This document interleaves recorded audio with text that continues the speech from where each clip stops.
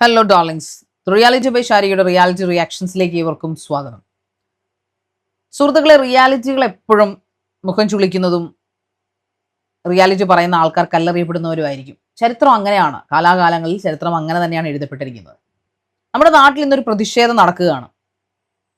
NEET എക്സാമുമായി ബന്ധപ്പെട്ട് 2025, 2026, 2024 കാലഘട്ടങ്ങളിൽ continuous ആയിട്ട് ചോദ്യപേപ്പർ ചോർച്ച, അതിനോടനുബന്ധിച്ച് വർഷങ്ങളായിട്ട് കഷ്ടപ്പെട്ട കുട്ടികൾ, കുറച്ച് കുട്ടികൾ ആത്മഹത്യ ചെയ്തു, ആ ഒരു നിരാശ കൊണ്ട്, ടെൻഷൻ കൊണ്ട്.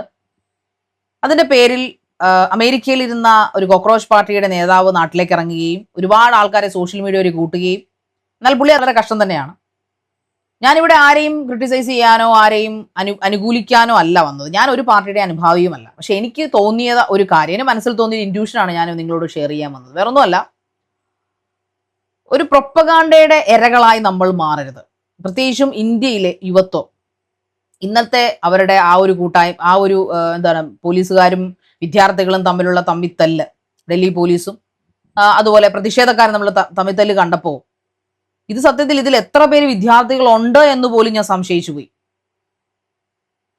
BJP സർക്കാരിൽ അവർ ചെയ്ത കുറച്ച് കാര്യങ്ങൾ ഞാൻ ഇഷ്ടപ്പെടുന്നതാണ്. അതിൽ കുറച്ച് കാര്യങ്ങളോട് എനിക്ക് വിയോജിപ്പുണ്ട്. അതിലൊന്ന് മണിപ്പൂർ ചെയ്തൊരു കാര്യമാണ്. മണിപ്പൂർ എന്ന സ്റ്റേറ്റിനോട് ചെയ്ത അനീതിയാണ്. അവിടെ മെയ്തേയ് വിഭാഗവും കുക്കി വിഭാഗവും തമ്മിൽ പ്രശ്നങ്ങൾ വന്നപ്പോൾ അത് വെറും ഒരു സിവിൽ പ്രശ്നം ആയിരുന്നില്ല, അവരുടെ ഇൻസൈഡ് ദ സ്റ്റേറ്റ് പ്രോബ്ലം ആയിരുന്നില്ല. പകരം അവിടെ കൊച്ചു കുട്ടികൾ തൊട്ട് ഗർഭിണികൾ മുതൽ വൃദ്ധകൾ വരെ അതിക്രൂരമായ ബലാത്സംഗത്തിനിരയാവുകയും കത്തിയരിക്കപ്പെടുകയും ചെയ്ത ഒരു കറുത്തിരണ്ട 6 മാസങ്ങൾ. ഞാൻ എൻ്റെ വാർത്ത ചെയ്യുന്ന സമയത്തൊക്കെ ഞാൻ കണ്ടിട്ടുണ്ട് നഗ്നകളായിട്ട് റോഡിലൂടെ റേപ്പ് ചെയ്യപ്പെട്ട് ഓടുന്ന പെൺകുട്ടികൾ, കത്തി അമർന്നോടുന്ന പെൺകുട്ടികൾ, ഇരകളുടെ അഭിമുഖങ്ങൾ. ഇതിനെതിരെ എന്ത് നടപടിയാണ് കേന്ദ്ര നേതൃത്വം എടുത്തുന്നത് ഞാൻ എന്നും വിഷമിച്ചിട്ടുണ്ട്. ഇവരെന്ത് നിലപാടില്ലാത്തവരാണെന്ന് ഞാൻ ആലോചിച്ചിട്ടുണ്ട്. അതെനിക്ക് ആ സർക്കാരിനോട് വെറുപ്പ് തോന്നിയ കാരണങ്ങളിലൊന്നായിരുന്നു. എന്തുകൊണ്ട് കേരളത്തിൽ നിന്ന് ഒരു പ്രതിഷേധം ഉണ്ടായില്ല? എന്തുകൊണ്ട് ആ മണിപ്പൂർ എന്ന സ്റ്റേറ്റിനെ രക്ഷിക്കാൻ നമ്മുടെ നാട്ടിൽ അലയലുകൾ ഉണ്ടായില്ല? കേരളത്തിൽ മാത്രമല്ല, ഇന്ത്യയിൽ ഒട്ടാകെ എന്തുകൊണ്ട് ആ ജന്തർ മന്ദർ അപ്പോഴും അവിടെ ഉണ്ടായിരുന്നു? എന്തുകൊണ്ട് പോരാടാനായിട്ട് ചെന്നില്ല? എന്തുകൊണ്ട് പ്രതിഷേധിച്ചില്ല? എന്തുകൊണ്ട് മാറ്റത്തിന്റെ അലയൊലി വേണമെന്ന് ആക്രോശിച്ചില്ല? ഇന്ന് വിദ്യാർത്ഥികൾ മരിച്ചപ്പോൾ നിങ്ങൾക്ക് സങ്കടം ഉണ്ടായി. കുട്ടികളുടെ ഉന്നമനം, വിദ്യാഭ്യാസ പരിഷ്കരണത്തിന് വേണ്ടി നിങ്ങൾ വാദിക്കുന്നു. ഒരു സമൂഹം ചുട്ടരിക്കപ്പെട്ടപ്പോൾ എന്തുകൊണ്ട് സെലിബ്രിറ്റികൾ ഉൾപ്പെടെയുള്ള ആൾക്കാർ ഇന്ന് പലരും റീൽസ് ഇട്ടും പോസ്റ്റ് ഇട്ടും ഐക്യദാർഢ്യം അർപ്പിക്കുമ്പോൾ മണിപ്പൂർ, സേവ് മണിപ്പൂർ എന്നോ സപ്പോർട്ട് മണിപ്പൂർ എന്നോ പറഞ്ഞ് ഒരു ടാഗ് ലൈനും ഞാൻ കണ്ടില്ല. ഞാൻ ചെയ്തിട്ടുണ്ടായിരുന്നു കേട്ടോ, അത് ആരും കണ്ടിട്ടുമില്ല. വളരെ 100-300 പേര് മാത്രമാണ് അത് കണ്ടത്. എന്ത് നീതിയാണത്? വേണ്ട, മണിപ്പൂർ വരെ പോകണ്ട. നമ്മുടെ കൊച്ചു കേരളത്തില് PSC റാങ്ക് ലിസ്റ്റ് നിയമനങ്ങൾ റദ്ദാക്കപ്പെട്ടു. കഴിഞ്ഞ ഭരണകാലത്തെ PSC റാങ്ക് ലിസ്റ്റുകൾക്കുള്ളിൽ ക്രിമിനലുകൾ 1-2 സ്ഥാനങ്ങൾ അലങ്കരിച്ചു. അതൊക്കെ കണ്ടുപിടിച്ചു, അത് റദ്ദാക്കി, പിന്നീട് പരീക്ഷകൾ നടത്തി, അത് റദ്ദാക്കുന്നു, കാലാവധികൾ ഉള്ള റാങ്ക് ലിസ്റ്റുകൾ റദ്ദാക്കുന്നു. ഇതെല്ലാം ചെയ്തിട്ട് അതിനെതിരെ പ്രതിഷേധിക്കാനായിട്ട് ഗർഭിണികളായിട്ടുള്ള, ഏജ് ഓവർ കഴിഞ്ഞ, ജീവിതത്തിന്റെ അവസാനത്തെ പ്രതീക്ഷയുമായിട്ടുള്ള ആ ജോബ് പോലും കിട്ടില്ലെന്ന് ആ ഒരു വേദനയിൽ പ്രതിഷേധിക്കാൻ ചെന്ന 10,000-കണക്കിന് ഉദ്യോഗാർത്ഥികൾ നിയമസഭാ മന്ദിരത്തിന് മുമ്പിൽ കുത്തിയിരിപ്പ് സമരവും സത്യാഗ്രഹവും നടത്തിയിരുന്നു. തിരുവനന്തപുരത്ത് നിന്ന് ഒരു സെലിബ്രിറ്റികളും അവരെ ചെന്ന് സപ്പോർട്ട് ചെയ്യുന്നത് ഞാൻ കണ്ടില്ല. കൊച്ചി വളരെ അടുത്തായിട്ടും തിരുവനന്തപുരത്ത് ചെന്ന് അവർക്ക് വേണ്ടി ആരും ഐക്യദാർഢ്യം പ്രഖ്യാപിക്കുന്നതും കണ്ടില്ല. ഒരു വ്ളോഗർമാരെയും ഒരു ഇൻസ്റ്റാഗ്രാം റീലോ പോസ്റ്റോ ഞാൻ കണ്ടില്ല. ഇതെന്ത് നയമാണ് സുഹൃത്തുക്കളെ? സ്വന്തം നാട്ടിൽ ഇത്രയൊക്കെ അഴിമതി നടക്കുമ്പോൾ ഒരിടത്തും പ്രൊട്ടസ്റ്റ് കണ്ടിട്ടില്ല. ഡൽഹിയിൽ കോക്രോച്ച് പാർട്ടി അവര് സപ്പോർട്ട് ചെയ്യുക, അവര് കാഹളം മുഴക്കിയപ്പോൾ അതൊരു പ്രൊപ്പഗാണ്ടയാണോ അല്ലയോ എന്ന് തിരിച്ചറിയാൻ പോലും മെനക്കെടാതെ കെട്ടും പാണ്ടവും എടുത്തിയെന്ന് നിങ്ങളോട് എന്തു പറയാനാണ്? തല്ലു മേടിക്കുന്നത് നിങ്ങൾ മാത്രമാണ്. ഇതിന്റെ മേലാളന്മാർക്ക് എന്തെങ്കിലും പറ്റിയോ? അവർക്ക് വേറൊരു രാജ്യം അവരെ പ്രൊട്ടക്ട് ചെയ്യുന്നുണ്ട്. അവർ ആ രാജ്യത്തേക്ക് കുറച്ച് കഴിയുമ്പോൾ അങ്ങ് പോകും. നഷ്ടങ്ങൾ നിങ്ങൾക്ക് മാത്രമാണ് സുഹൃത്തുക്കളെ, വിദ്യാർത്ഥികളെ. അതിലുണ്ടെങ്കിൽ ഈ പ്രൊട്ടസ്റ്റിൽ, ഈ പ്രൊപ്പഗാണ്ട അല്ലെങ്കിൽ ഈ പ്രതിഷേധ പ്രൊപ്പഗാണ്ടയിൽ വിദ്യാർത്ഥികൾ ഉൾപ്പെട്ടിട്ടുണ്ടെങ്കിൽ, നിങ്ങൾക്ക് പരിക്ക് പറ്റിയിട്ടുണ്ടെങ്കിൽ നിങ്ങളുടെ മാത്രമായിരിക്കും നഷ്ടം. നിങ്ങളുടെ മാത്രമാണ് ശരീരം നഷ്ടപ്പെടുന്നത്, നിങ്ങളുടെ മാത്രമാണ് ഫ്യൂച്ചർ നഷ്ടപ്പെടുന്നത്.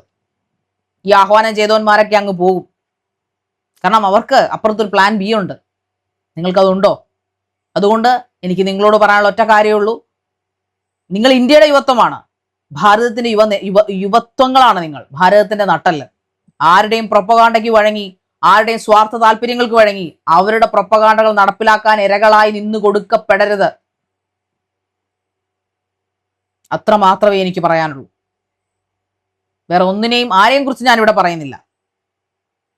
എനിക്ക് രണ്ട് ചോദ്യങ്ങളാണ് സെലിബ്രിറ്റികൾ ഇപ്പോൾ അതായത് അവനവന്റെ സ്റ്റേറ്റുകൾ നടക്കുന്ന ഓരോ സ്റ്റേറ്റിലും ഓരോ സെലിബ്രിറ്റികളും ഓരോ സ്റ്റേറ്റിൽ താമസിക്കുന്നുണ്ടല്ലോ. ആ സ്റ്റേറ്റുകളിൽ താമസിക്കുന്ന അവനവന്റെ നാട്ടിൽ നടക്കുന്ന കാര്യങ്ങൾക്ക് ഒരു പ്രതിഷേധ പോസ്റ്റ് പോലും ഇടാത്ത സെലിബ്രിറ്റികൾ, മലയാളികൾ പ്രത്യേകിച്ചും, ഇപ്പൊ ഡൽഹിയിലെ കാര്യങ്ങൾ പറഞ്ഞ് പ്രൊട്ടസ്റ്റ് ഇടുന്നു, ഐക്യദാർഢ്യം പ്രഖ്യാപിക്കുന്നു, ഭയങ്കര ഇൻഫ്ലുവൻസേഴ്സ് ഒക്കെ എന്തെല്ലാമാ പറയുന്നു. നമ്മുടെ നാട്ടിൽ എന്തെല്ലാം കാര്യങ്ങൾ നടന്നു, ഒരു പോസ്റ്റ് പോലും കണ്ടിട്ടില്ല. അപ്പൊ റീച്ച് ഉണ്ടാവില്ല, നാഷണൽ അറ്റൻഷൻ കിട്ടില്ല, ഹാഷ്ടാഗ് ഉണ്ടാവില്ല. അതാണ് പ്രൊപ്പഗാണ്ട. ഹൃദയത്തിൽ മനസാക്ഷി എന്നൊരു കാര്യം ഉണ്ടെങ്കിൽ റേപ്പ് ചെയ്യപ്പെടുന്ന മൈനറായിട്ടുള്ള കുട്ടികൾക്ക് വേണ്ടി ശബ്ദമുയർത്തുക. സ്ത്രീധനത്തിന്റെ പേരിൽ സ്വന്തം വീടുകളിൽ കൊന്നുകളയപ്പെടുന്ന യുവതികൾക്ക് വേണ്ടി ശബ്ദമുയർത്തുക. മണിപ്പൂർ പോലുള്ള സംസ്ഥാനങ്ങൾ ഇനി ഉണ്ടാവാതിരിക്കാൻ വേണ്ടി ശബ്ദമുയർത്തുക. മെഡിക്കൽ കോളേജുകൾ റേപ്പ് ചെയ്യപ്പെടുന്ന ഡോക്ടർമാർക്ക് വേണ്ടി ശബ്ദമുയർത്തുക.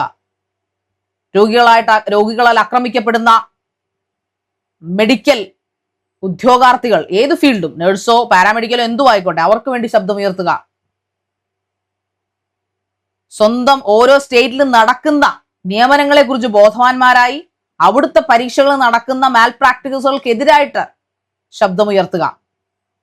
അല്ലാതെ മറ്റൊരു രാജ്യത്തിരുന്നു കൊണ്ട് സ്വന്തം രാഷ്ട്രത്തിനെതിരെ നടത്തുന്ന പ്രൊപ്പഗാണ്ടയുടെ ഭാഗമാകാൻ നിൽക്കാതെ നിങ്ങൾക്ക് വേണ്ടിയാണോ ഇത് നടത്തുന്നതെന്ന് ആലോചിക്കുക, തിരിച്ചറിയുക, സ്വയം തിരിച്ചറിയുക. ഓഫ് കോഴ്സ് നമുക്ക് സമരം ചെയ്യാൻ റൈറ്റ് ഉണ്ട്, നമ്മൾ എല്ലാവരും വിപ്ലവ വീര്യമുണ്ട്. Because we are all Indians. എല്ലാം വിപ്ലവത്തിൽ നിന്നാണ് തുടക്കം. 1857 വിപ്ലവത്തിൽ നിന്നാണ് തുടങ്ങി 1947 വരെ സ്വാതന്ത്ര്യത്തിൽ വരെ നമ്മൾ എത്തിച്ചേരുന്നത്. സോ അതുകൊണ്ട് തന്നെ വിപ്ലവം നമ്മുടെ ജന്മാവകാശമാണ്, നമ്മളത് നേടും, സ്വാതന്ത്ര്യം നേടും, അതിലൊരു സംശയവുമില്ല. അവകാശങ്ങൾ നേടിയെടുക്കപ്പെടുക തന്നെ ചെയ്യും.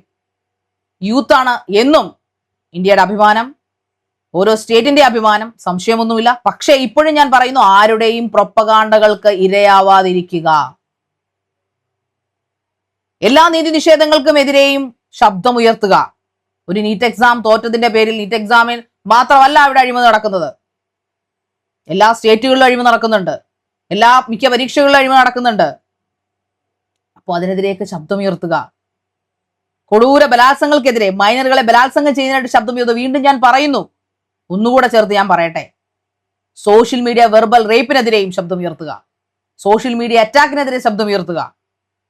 ഇതൊക്കെ നിർത്താനായിട്ട് ശ്രമിക്കൂ. അപ്പോൾ ഡെവലപ്മെന്റ്സും അഴിമതിരഹിതമായിട്ടുള്ള ഇന്ത്യയും താനെ ഉണ്ടാവും. അത്രമാത്രം പറഞ്ഞുകൊണ്ട് നിർത്തട്ടെ. So don't chase for propagandas, don't be foolish.